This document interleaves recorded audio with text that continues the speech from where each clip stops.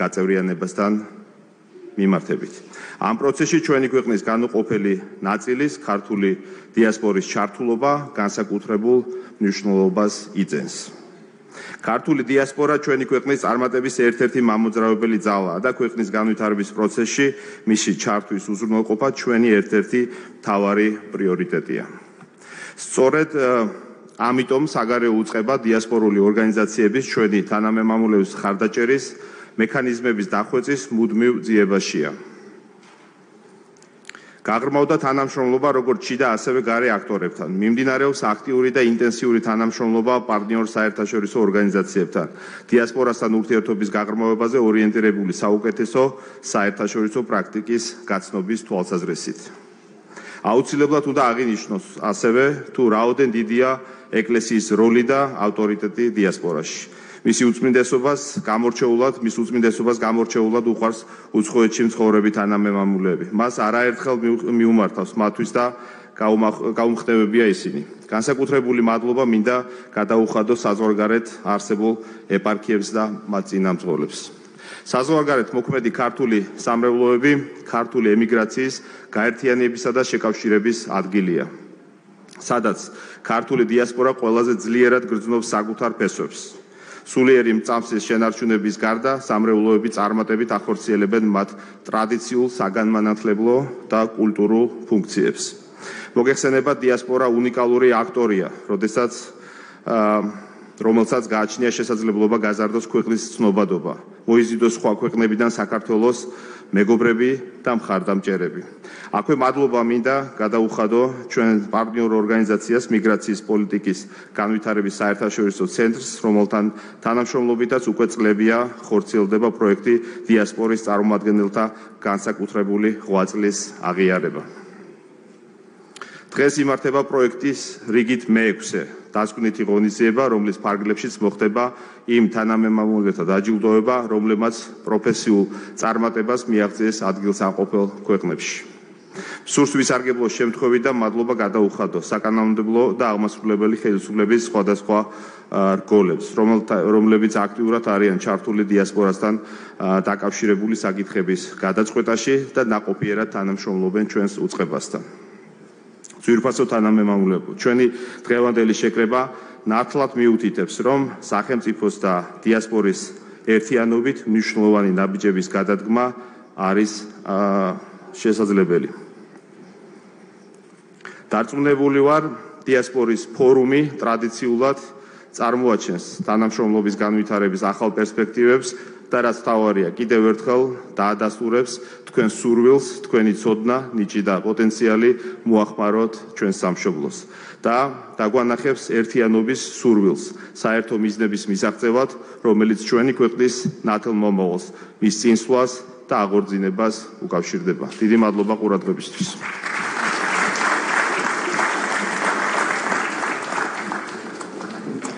სცენაზე ვუხმობთ საქართველოს პრემიერ-მინისტრს, ბატონ ირაკლი კობახიძეს.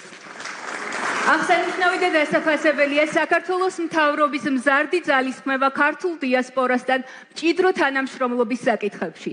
საგანმანათლებლო და სამეცნიერო, ეკონომიკურ, კულტურულ სფეროებში არსებული გამოწვევები თუ პრობლემები, მათი გადაჭრის გზები, თანამედროვე კაცობრიული გამოცდილების გაზიარება. ეს ის მცირე ჩამონათვალია, რასაც ეს ძალისხმევა ემსახურება და ცდილობს ჩვენი დიასპორის წარმოჩენას მსოფლიოს სხვადასხვა ქვეყანაში. მოგესალმებით, ქალბატონებო და ბატონებო, მივესალმები საქართველოს პარლამენტის თავმჯდომარეს, მივესალმები საქართველოს საგარეო საქმეთა მინისტრს, მივესალმები დიასპორის საპარლამენტო კომიტეტის თავმჯდომარეს, მივესალმები საპატრიარქოს წარმომადგენლებს, მივესალმები დიპლომატიური კორპუსის წარმომადგენლებს, პარლამენტის წევრებს, მთავრობის წევრებს და რა თქმა უნდა, რაც თავარია, მოგესალმებით დიასპორის წარმომადგენლებს, უცხოეთში მცხოვრებ ჩვენს თანამემამულეებს. თითოეული თქვენგანი განსაკუთრებულად ძვირფასია ქართული სახელმწიფოსთვის და თითოეული თქვენგანი არის საქართველოს ერთგვარი ელჩი, რომელსაც საქართველოს სახელი გააქვს მსოფლიოს სხვადასხვა კუთხეში, მსოფლიოს სხვადასხვა ქვეყანაში. და როგორც ცნობილია, უამრავ ქართველს ძალიან მნიშვნელოვანი წვლილი შეაქვს სხვადასხვა ქვეყნის საზოგადოებრივ ცხოვრებაში, კულტურის, ეკონომიკის, მეცნიერების, სპორტის და სხვა სფეროებში. მე მინდა ვისარგებლო შემთხვევით და შევერთდე ილოცვას ჩვენი საფეხბურთო ეროვნული ნაკრების მიმართ. ჩვენი ნაკრების წევრების დიდი ნაწილი სწორედ უცხოეთში მცხოვრები ჩვენი თანამემამულეები არიან და სწორედ ჩვენი ფეხბურთელები არიან საუკეთესო მაგალითი იმისა, როგორ შეიძლება ასახელოს საკუთარი ქვეყანა სხვა ქვეყანაში. მადლობა მათ იმ სიხარულისთვის, რომელიც გუშინ გვაჩუქეს ჩვენ ქვეყანას სჭირდება სიამაყის განცდა, ჩვენ საზოგადოებას სჭირდება სიამაყის განცდა და მადლობა ამ ბედნიერებისთვის და სიხარულისთვის, რომელიც მათ გუშინ აჩუქეს თითოეულ ქართველს. ქართული დიასპორის გაძლიერება საზღვარგარეთ ცხოვრებ ჩვენს თანამემამულეებზე ზრუნვა სახელმწიფოს და ხელისუფლების ერთ-ერთი უმნიშვნელოვანესი ამოცანაა, ხელისუფლების ერთ-ერთი უმთავრესი ვალია და მნიშვნელოვანია რომ ეს ვალი, ეს ვალდებულება 2017 წელს საქართველოს კონსტიტუციაში წაისახა. საქართველო არის ერთ-ერთი იშვიათი გამონაკლისი ქვეყანა, სადაც კონსტიტუციის დონეზე დაეკისრა ხელისუფლებას ვალდებულება, რომ მუდმივად იზრუნოს უცხოეთში მცხოვრებ თანამემამულეებზე და საქართველოსთან მათი კავშირის შენარჩუნებაზე. დიასპორის გასაძლიერებლად სახელმწიფო თარიღ მნიშვნელოვან პროექტებს ახორციელებს, არა მხოლოდ ქართული დიასპორის, არამედ ჩვენი საერთაშორისო პარტნიორების აღიარებითაც სარგებლობს საგარეო საქმეთა სამინისტროს საგრანტო პროგრამები, რომლებიც დიასპორასა და სახელმწიფოს შორის ურთიერთობის სამაგალითო წარმატებულ ნიმუშად იქცა. საქართველო არის დუბლინის დეკლარაციის ხელმომწერი ქვეყანა და უერთდება გაეროს და საერთაშორისო საზოგადოების ძალისხმევას შეიმუშაონ ერთიანი მიდგომა და ხედვა გლობალური დიასპორული პოლიტიკის გასატარებლად საერთაშორისო თანამშრომლობით შექმნან დიასპორის გაძლიერებისა და ჩართულობის ახალი მექანიზმები, უზრუნველყონ საერთაშორისო სტანდარტის ხელშემწყობი პირობები და ამავდროულად დიასპორის სოციალური რესურსი ქვეყნის განვითარებისკენ მიმართონ. ჩვენი ხედვის და პოლიტიკის ერთ-ერთი მნიშვნელოვანი ამოცანაა სწორედ იმ კვალიფიკაციის, ცოდნისა და გამოცდილების ქვეყნის სასარგებლოდ გამოყენება, რომელიც საზღვარგარეთ ცხოვრ ჩვენს თანამემამულეებს, მათ შორის ახალგაზრდებს აქვთ აგროვილი. ერთი პროგრამა ხორციელდება იმისათვის, რომ ეს ფასდაუდებელი ადამიანური რესურსი, კავშირები და ცოდნა ჩვენი საერთო სამშობლოს შემდგომ წინსვლას და განვითარებას მოხმარდეს. საქართველოს მთავრობა საქართველოს პარლამენტის მომავალ სესიაზე წარუდგენს უცხოეთში მცხოვრები თანამემამულეების და დიასპორული ორგანიზაციების შესახებ კანონში ცვლილებების პაკეტს. ჩვენი ამოცანაა თანამედროვე ცვალებად გარემოში უპრეცედენტო გამოწვევების და ასევე შეასრულებების გათვალისწინებით ყველა პირობა შექმნათ, რათა ჩვენმა დიასპორამ ქვეყნის განვითარების პროცესში შეუფერხებელი მონაწილეობა მიიღოს. კანონპროექტი, რომელიც მიგრაციის პოლიტიკის საერთაშორისო ცენტრთან და დიასპორის საკითხების კვლევის მიმართულებით მსოფლიოს ერთ-ერთ წამყვან აკადემიურ ინსტიტუტთან, მასტრიხტის უნივერსიტეტის კვლევით გუნდთან თანამშრომლობით მზადდება, საუკეთესო საერთაშორისო პრაქტიკას ითვალისწინებს. ქვეყნის ეკონომიკური განვითარების კვალდაკვალ საზღვარგარეთ ცხოვრებ თანამემამულეებზე ჩვენი ზრუნვაც განუხრელად გაძლიერდება. მინდა დიასპორის თითოეულ წარმომადგენელს უსურვო მშვიდობა, ბედნიერება, წარმატებები და რასთავარია ჩემს ქვეყანას, მინდა უსურვო ქართული დიასპორის თითოეული წარმომადგენელი საბოლოოდ საკუთარ სამშობლოს დაბრუნებადეს. დიდი მადლობა ყურადღებისთვის.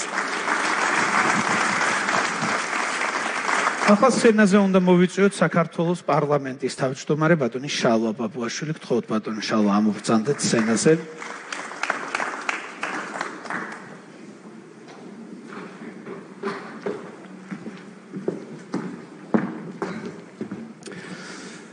მადლობა ბატონო პრემიერ-მინისტრო, ბატონო საგარეო საქმეთა მინისტრო, ქართული ეკლესიის წარმომადგენლებო, ძვირფასო მთავრობის წევრებო, პარლამენტის წევრებო, ძვირფასო დიასპორის წარმომადგენლებო, ქალბატონებო და ბატონებო.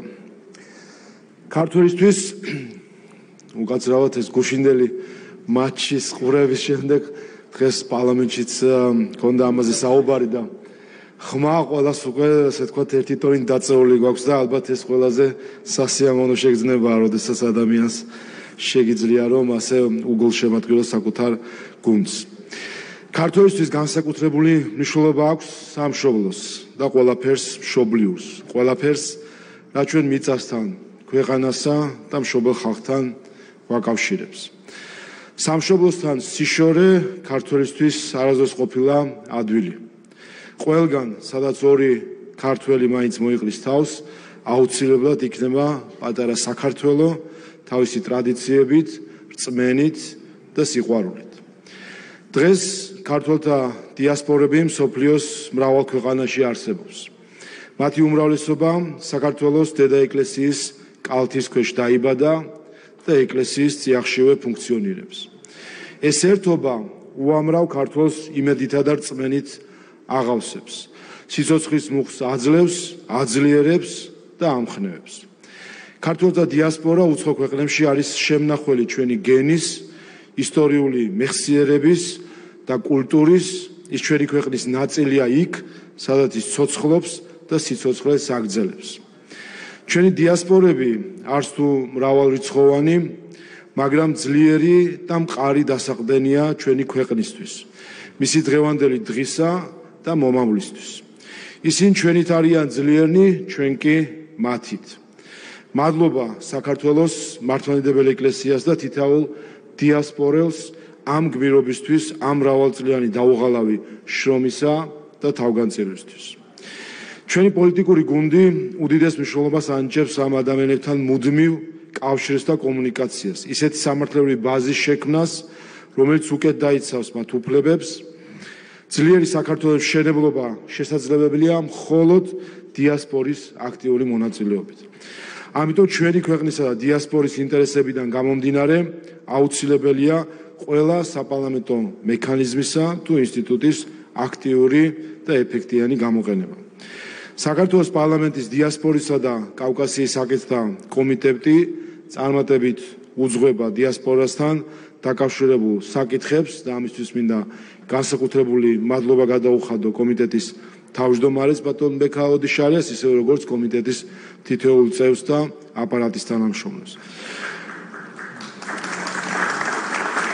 ამავდროულად წარმატებით ხორციელდება სხვადასხვა პროგრამა თუ პროექტი, რომელიც ხელს უწყობს ქართულ ახალგაზრდებთან კავშირების განმტკიცებას, კულტურულ და საგანმანათლებლო გაცვლებს, დიასპორის წევრების ინიციატივების მხარდაჭერას, ასევე ქართული დიასპორის წარმომადგენლებში ეროვნული თვითმყოფადობის შენარჩუნებას. პირადად მე, როგორც პარლამენტის თავმჯდომარე, სულზადყოფნას გამოვხატავ, გავაგრძელოთ ჩვენი დიასპორის მხარდაჭერა და გაძლიერება, რათა სამშობლოში დაბრუნებამდე მსოფლიოს ნებისმიერ ქვეყანაში წარმატებით შეძლონ ცხოვრება და მოღვაწეობა. ქალბატონებო და ბატონებო, საქართველოს მართლაც არ ჰყავს დასაკარგი შვილები. დღეს მსოფლიო კრიზისებისა და კატაკლიზმების ეპოქაში კიდევ უფრო მეტად აუცილებელია ქართველების ერთად ყოფნა. ვიდრე თანამამულეები მშობელ ქვეყანას დაუბრუნდებიან, ქართული დიასპორა დარჩება მთავარ ძარღვად, რომელიც გვაკავშირებს ერთმანეთთან, ერთიერის შვილებს, ძველსა და ახალთაობას, ყველას, ვისაც ქართველი ჰქვია. ყოველთვის გვახარებს და გვეამაყება ჩვენი დიასპორელების წარმატების ისტორიები. რამდენიმე მათგანი დღეს ჩვენთან ერთად იმყოფება. გილოცავთ სხვადასხვა ნომინაციაში გამარჯვებულებს, თქვენ საუკეთესოდ წარმოაჩენთ ჩვენს ქვეყანაში თქვენს ადგილსამყოფელ სახელმწიფოს. დღევანდელ დღეს მინდა კიდევ ერთხელ მივესალმო ჩვენი დიასპორის თითოეულ წარმომადგენელს მსოფლიოს თითოეულ კუთხეში, უსურვო მათ წარმატება და წინსვლა, სამშობლოს გამარჯვება და განვითარება. გისურვებთ საქართველოსში მალე დაბრუნებას. დიდი მადლობა ყველას.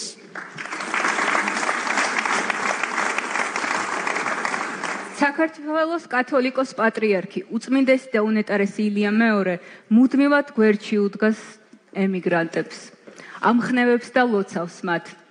სცენაზე ვთხოვთ გორისა და ატენის მიტროპოლიტს მეუფე ანდრია გვაზავას, რომელიც ტრადიციულად უწმინდესის გზავნილს წაიკითხავს ჩვენი დიასპორისათვის.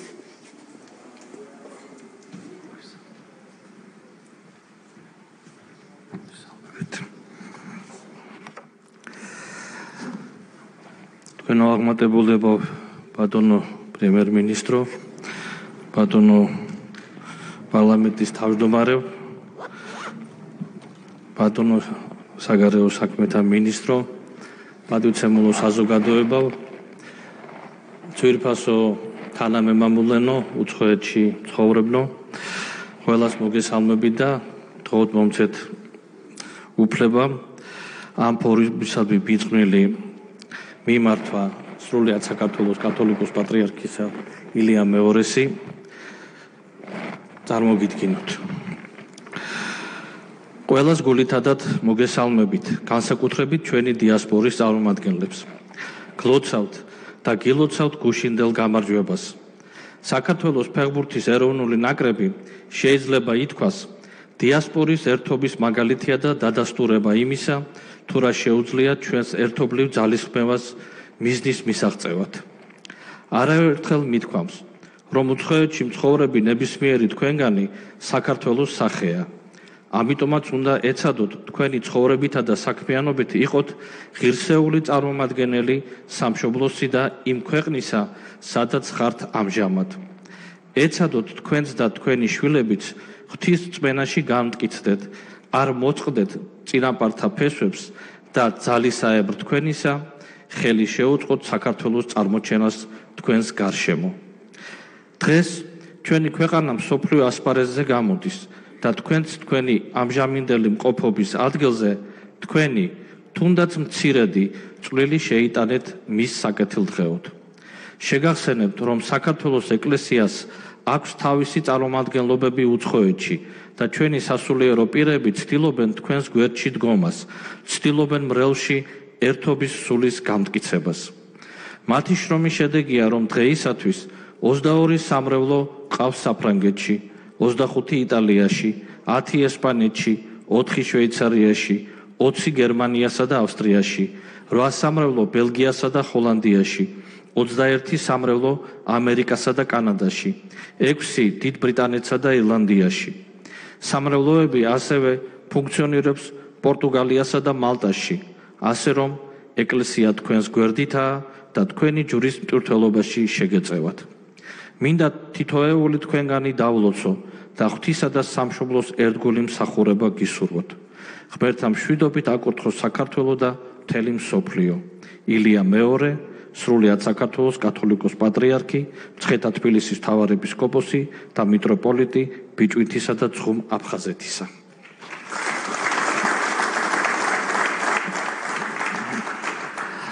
ორიოდე სიტყვას დამავატებდი. აღნიშნავ და ყველა თქვენგანი დამეთანხმება, რომ დღეს ჩვენი თანამემამულენი უცხოეთში ყოფნი უკვე სხვა დონეზე წარმოჩინდნენ. დიდია მათი მიღწევები. მათ დაიმსახურეს პატივი. ისინი ღირსეულად წარმოაჩინენ საკუთარ თავს და თავიანთ სამშობლოს. პირველ თაობამ ემიგრანტებისა გადაიტანეს გაცილებით დიდი სიმძიმე. ახლა მოდის ახალგაზრდა თაობა, ძალიან კარგი, ძალიან ცოცხალი, რაც თავარია განათლებული და ის თაობა, რომელიც დარწმუნებული ვარ, დიდ სიკეთესა და სარგებელს შესძენს როგორც საქართველოს, ისევე იმ ქვეყნებს, სადაც ისინი იცხოვრებენ, იშრომებენ, იმოღვაწეებენ. და აი ამ პერიოდში ჩვენ გვეძლევა კიდევ ახალი შესაძლებლობა, რომ სამშობლოს სიყვარული კიდევ უფრო მეტი სიმტკიცით გავივდეს ჩვენი ახალგაზრდა თაობის გულში. დიდი არის თანადგომა სახელმწიფოსი უცხო ქვეყნებში. საქართველოს საელჩოები დიდ შრომას გასწევენ. ისინი ურთიერთობენ სათვისტომოებთან, სამრევლოებთან. გახსნილია მრავალი სამრევლო და საკვირაო სკოლა. მაგრამ ის, რაზეც მე მინდა თქვენი ყურადღება მივაქციო, ეს არის ახალი შესაძლებლობა, ზუსტადაც რომელსაც იძლევა დღეს ევროპის კანონმდებლობა. შესაძლებლობა საგანმანათლებლო სკოლების შექმნისა. უკვე სრულყოფილი სკოლებისა, სადაც შესაძლებელი იქნება ქართული ენის, ქართული ისტორიის და რა თქმა უნდა, სხვა ზოგად საგანმანათლებლო საგნების შესწავლა.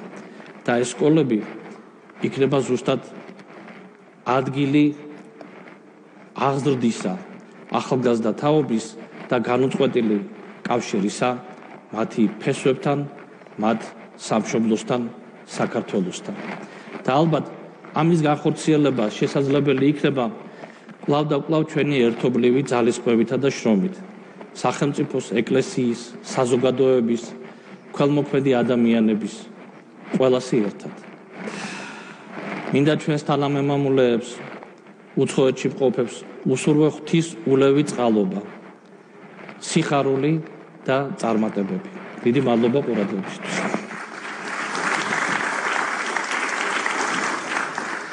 სცენაზე ვიწვევთ ბატონ ბექა ოდიშარიას, პარლამენტის დიასპორასთან ურთიერთობის კომიტეტის თავმჯდომარეს.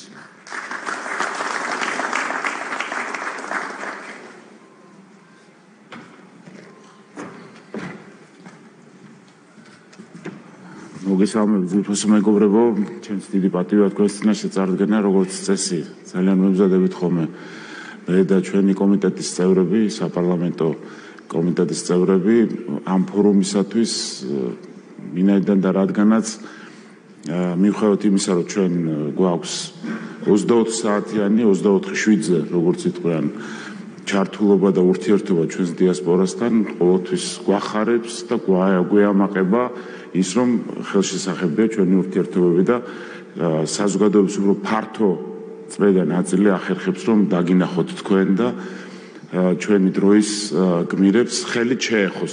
სხვაჩვენს ბატონმა გიამითხრა ვოლსკიმ, რომ სულ რამდენიმე საათის წინ ქონდა პრაქტიკულად ჩვენ კვლევის წარდგენა და იქ იყო რაღაც დანართი სახით მე თავიდან ავირიდე პასუხისგებლობა, რომ არ გამეკეთებინა ხაზგასმა იმისა, ვინ არის წარმატებული, არ არის წარმატებული და უთხარი, რომ თხოვე აპარატს და ადამიანებს ვის გამოსცა ეს ბროშურა, რომ წარმოედგინათ თავად. ცოტა დაგვაგვიანდა, რა თქმა უნდა, როგორც ხდება ქართველები ცოტა გვიან, მათ შორის დროშის ხვაობაც იყო და ეხლა მინდა რომ გამოიცეს, რა თქმა უნდა, უკვე ენციკლოპედიური ცნობარის პრეტენზიის მქონე ბროშურა, სადაც იქნება ეს მთელი ჩვენი დიასპორის პოტენციალი ხაზგასმული. არა მხოლოდ ეს ადამიანები, რომელთაც სიაცმე წარმოდგენილი მოხს, მაგრამ მოგეტყვით, რატო არ ჩავეკითხავ ამას, იმიტომ რომ დღეს როგორც პრემიერმა თქვა, უკვე თანამედროვე დიასპორამ გაუსრო ამას ყველაფერს.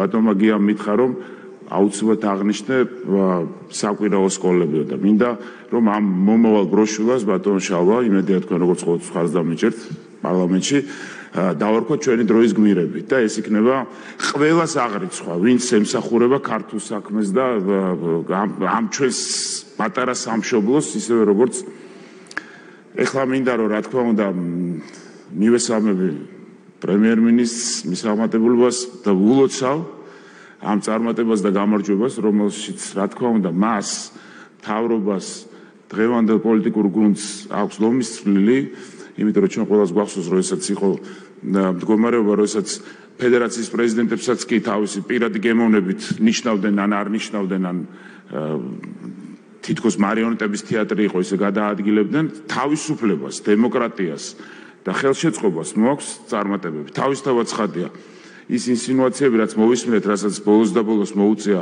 ამ არაჩვეულებრივ ადამიანს ჩვენი ნაკრების თავკაცისა გამოხმაურება, მე ვფიქრობ, წერტილი აქვს დასმული და ხა თუ ჯანსაღად მოაზროვნე ადამიანი, ყველა დამეთანხმება, რომ არანაირი ინტერვენცია განსაკუთრებით პოლიტიკური ნიშნით და გემოვნებით არ არსებობს, მხოლოდ არსებობს ხელშეწყობა. ბატონ თავმჯდომარე, პარლამენტის თავმჯდომარეს მინდა მივესალმო და დიდი მადლობა უთხრა, ყოველთვის ყველა ასეთ არა მხოლოდ ასეთ დიდ ფორმატში, დიდ პლატფორმაზე და ესეთ წარმომადგენლობრივ ფორმატში, არამედ ნებისმიერ პატარა ღონისძიებაშიც კი არ ყოფილა შემთხვევა, რომ შალვა პაპუაშვილი არ ყოფილიყო ამ ღონისძიების მომსწრე, დამსწრე, ხელშემწყობი და გვერდში მდგომი. მინდა გადაუხადო დიდი მადლობა საგარეო საქმეთა მინისტრს. მე ყოველთვის ვიყავი იმ პესიმისტთა და იმ ჯგუფის, ესე იგი, გულშემატკივარ, რომლებიც იძახდნენ, რომ არ უნდა გაუქმებულიყო, ვიდრე გამოწვევა არსებობს, უნდა იყოს პროფილური სამინისტრო, მაგრამ მინდა ვთქვა, რომ პანდემიის პერიოდში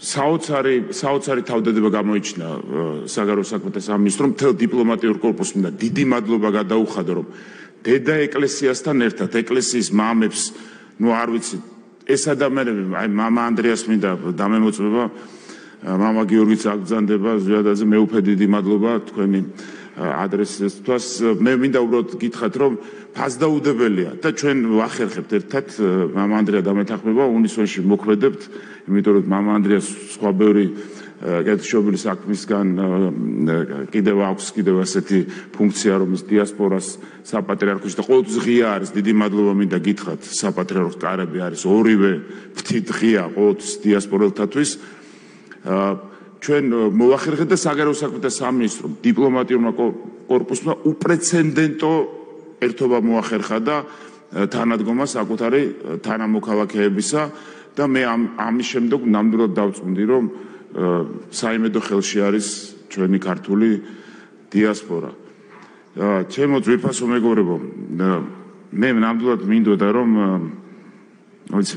აი აქ არის ახლა ბანერებზე ჩამოთვლილი ადამიანები, მე 300-ზე მეტი ადამიანი მყავს, უბრალოდ რომელსაც ჩამოვთვლიდი დიდი სიამოვნებით. ახლა რაც ფორმატი არის ამ საშუალებას არ მაძლევს. აი რომ არ ვიტყვევი ბატონ ნიკა წულუკიძეს, როგორც ჩვენს გამორჩეულ გულშემატკივრას უბრალოდ შევახედებ. კი, დაიჯერეთ ბატონო. და მინდა ერთი რამ გითხრათ რა. ისტორია მეორდება. სხვათა შორის სანამ საქართველოს დამოუკიდებლობის აღდგენა გამოაცხადა, ამაზე ადრე, დაუკვირველი თვეებით ადრე, საქართველოს ფეხბურთის ფედერაცია და მაშინდელი აი საზოგადოება გამოიყო იმ ტოტალიტარულ რაღაცა ამ ლიგას, რომელიც იყო საბჭოთა კავშირი. ეს ძალიან კონტროვერსიული გადაწყვეტილება იყო, იმიტომ რომ იძახდნენ რომ შეიძლება ამას გავლენა ექონია გარკვეული კვალიფიკაციაზე. შეიძლება ამ სიმართლის რაღაცა ნატამალიც იყო, მაგრამ ისტორია გვაჩვენებს რომ აშკარად ყველაფერი სხვაგვარად წარიმართა, ეს ყველაფერი უფლისნება არის. აქ ყოველთვის არსებობს შეიძლება რაღაცა ცოდნის, პროფესიული რაღაცა ექსპერტული შემადგენელი და არსებობს წმენითი. და ამ შემთხვევაში ალბათ უნდა მივუდგეთ ამას ასეთნაირად, იმიტომ რომ გუში რაც მოხდა, მე ვფიქრობ რომ ეს ყველანაირ მიწიერს გასცდა და წარმოუდგენელი სიხარული მოგვანიჭეს ჩვენმა დიასპორელებმა პრემიერ-მინისტრებთან და აი დიდი სიამოვნებით ჩამოვთვლით ახლა დღეს რამდენი დიასპორელი არის და რატომ შევცვალეთ ჩვენ ეს ტრენდი რომ ამ ვაი ვიშვიშის რომ თითქოს დიასპორაში წასვლა ადამიანების ეს არის მხოლოდ რაღაცა გამოწვევა რატომ რისთვის ვიწვალეთ ქართულ მოცნებამ ამისთვის იწვალა უბრალოდ მე მაპატიეთ რომ მაინც პატარა პოლიტიკურ ვირუსს შემოვიდა 2/3 გასული საქართველოსდან 2000-2020 წლებში სწორედ არის 2003-2012 წლებში გასული ადამიანების რაოდენობაზე მოსული. ჩვენ დროს და ეს იმ დროს, როდესაც არც ერთი საელჩო არ იძლეოდა თავისუფლად გადაადგილების საშუალებას, არც ერთი და დღეს ადამიანების მისვლა-მოსვლა, რისთვისაც იბრძოლა ქართულმა ოცნებამ, რასაც ის თავის დამსახურებულ ბენეფიტად და დამსახურებად ითვლის საკუთარ ანგარიშზე ეს არის სწორედ ის რომ ხალხმა მიიღო გადაადგილების საშუალება ადამიანები მიბრძანდებიან მოვძანდებიან ჩვენ ეხლა ხავს გქონდა მოგახსენეთ მე თქვენ მოკლება გავაკეთეთ და აქ არ ყავს მოყვანილი გვაქვს ჩვენ მადლობას ვუხდი კომიტეტის წევრებს რა თქმა უნდა აპარატის წევრებს და ყველა იმ ადამიანს ვინც მიიღო მონაწილეობა რამ გამოიწვია ეს ჩვენ გვინდა გვეჩვენებინა ხალხისთვის საზოგადოების რომ რას იწვევს თავისუფალი გადაადგილება ცუც არაფერს არ იწვევს თავარი ეს იყოს ცირკულარული მიგრაცია ეს იყოს რეგულირებადი ეს იყოს ლეგალური თორე ამას ცუდი არაფერი არ არის და ეხლა გვამონათებდეს ადამიანები რომლისგანაც გარბოდა 2/3 ხალხისა იმის გულის რომ ეშინოდა ციხის სიბოროტის ტანჯვის წამების ბიზნეს რეკეტის ისინი ჩვენ გვამონათებდნენ იმისთვის რომ ადამიანებს მიეცათ ასეთი ტიპის საშუალება მე ვფიქრობ როგორც მინიმუმ უსამართლო და რატომ ვიძახი ეხლა ჩემო დიასპორელებო ძვირფასებო ალბათ ბევრი თქვენთაგან ეხლა მისმენთ გამოიწვია ამ კვლევის წარმოდგენის თქვენს წინაშე აუცილებლობა იმან რომ ასეთი მომხმარებლური დამოკიდებულება პოლიტიკურ ისტაბლიშმენტში არასოდეს არ ყოფილა ხალხო აი ხელის გულზე ჩანს უხეში აი ეს ადამიანების მიმართ თითქოს ეს ადამიანები ამ ქვეყნიურები არ იყვნენ და ვერ ანალიზებდნენ ჭირდებათ არჩევნებში ახსენდებათ არ ჭირდებათ არ ახსენდებათ აი ახლა მე მართლაც მოდის ვიხდი შეიძლება არც იყოს ეს რაღაცა კარგი მაგრამ დროსაც ადამიანი ესწრება ირაკლი კობახიძის აღმასრულებელი მდივნობის პერიოდს გავიხსენებ და როდესაც ბატონმა ბიზინა მაშინ მითხა რომ აი ირაკლი გაიკეთებს ყველაფერს და ყველა დამეთანხმებიან ჩვენი მამები, მეუფეები და დიასპორელები, ყველა ადამიანს ჩვენ ვეპყრობოდით პროაქტიულად, ვეხმიანებოდით და ვთავაზობდით რაიმე ტიპის დახმარებას. ბევრი გვეუბნებოდა რომ რას ამბობთ, მაგრამ ეს შეხმიანებაც იყო, მაგრამ ეს არ იყო საარჩევი. ეს არ იყო პოლიტიკური. აი პირველად ვახმოვანებ ამას, თუ გსმენიათ რომ როდესმე მე ეს მეთქვას.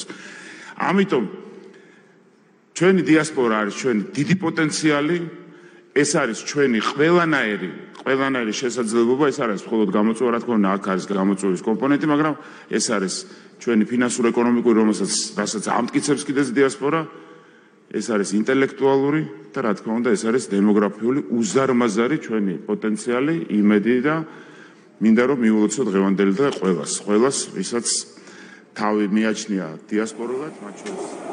ეს ხო პირდაპირ ჩართვა, კერძოდ